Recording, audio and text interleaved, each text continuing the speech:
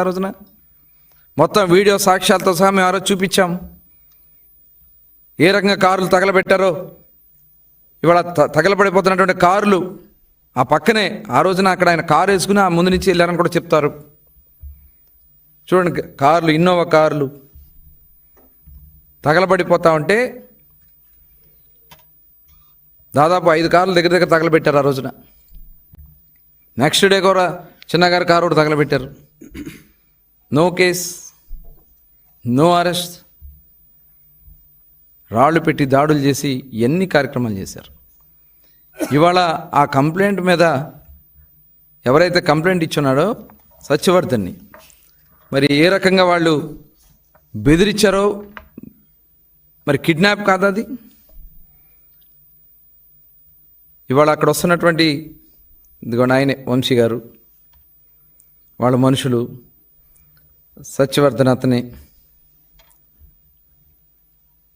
ఆ రైట్ సైడ్లో ఉన్నాడు కదా, వైట్ షర్ట్ వేసుకుని, అతను సత్యవర్ధన్. 11వ తారీఖున భయపెట్టి అంత చూడు, అంత భయంగా నుంచి ఉన్నాడు అక్కడ చేతులు కట్టుకుని.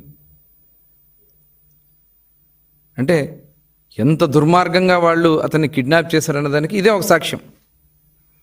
ఇవన్నీ విజువల్స్ అన్నీ క్లియర్గా ఉంటే ఆ కేసులో పోలీస్ అధికారులు విచారణ చేసి అతన్ని అరెస్ట్ చేస్తే జగన్మోహన్ రెడ్డి ఏం మాట్లాడుతూ ఉన్నారు? బట్టలోడు తీసుకొడతారా? అంటే పోలీస్ అధికారులను బెదిరిస్తూ ఉన్నారా? భయపెడతా ఉన్నారా? 5 సంవత్సరాలు మీరు అరాచకాలు చేశారే, అక్రమ కేసులు పెట్టారే, అరెస్టులు చేశారే. ఇక్కడ మొత్తం సాక్ష్యాలతో సహా మీరు చేసినటువంటి కార్యక్రమాలన్నీ కూడా కనబడతా ఉన్నాయి.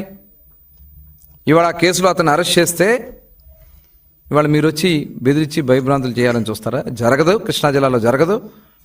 ఎక్కడా కూడా జరగదు. ఈ రాష్ట్రంలో ఎక్కడా కూడా మీ బెదిరింపులకు భయపడం. ప్రజాస్వామ్యబద్ధంగా గౌరవ ముఖ్యమంత్రి చంద్రబాబు నాయుడు గారి నాయకత్వంలో నిజంగా మేము కక్షపూరితంగా చేయాలంటే వచ్చిన 1-2 నెలల్లోనే అందరిని అరెస్ట్ చేసేవాళ్ళం. మాకు ఆలోచన లేదు. ప్రజాస్వామ్యబద్ధంగానే విచారణ జరిపిస్తాం. ఎవరైతే దీంట్లో బాధ్యులయ్యారో వాళ్ళందరి మీద చర్యలు తీసుకుంటాం. మొత్తం అందరూ మాట్లాడు.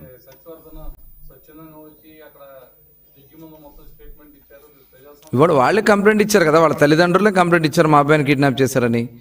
అతను కూడా వచ్చి ఈరోజు ఒక స్టేట్మెంట్ ఇచ్చాడు. నిన్న 164 స్టేట్మెంట్ అతను జడ్జి దగ్గరికి వెళ్ళి ఆయన స్టేట్మెంట్ ఇవ్వడం జరిగింది. కిడ్నాప్ చేశారనేది క్లియర్గా విజువల్స్ కనబడుతున్నాయి కదా. ఇంకా దీంట్లో వేరే ఆలోచన లేదు.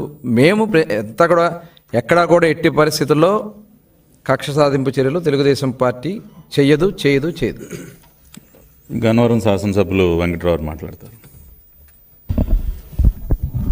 మీడియా మిత్రులు నమస్కారం.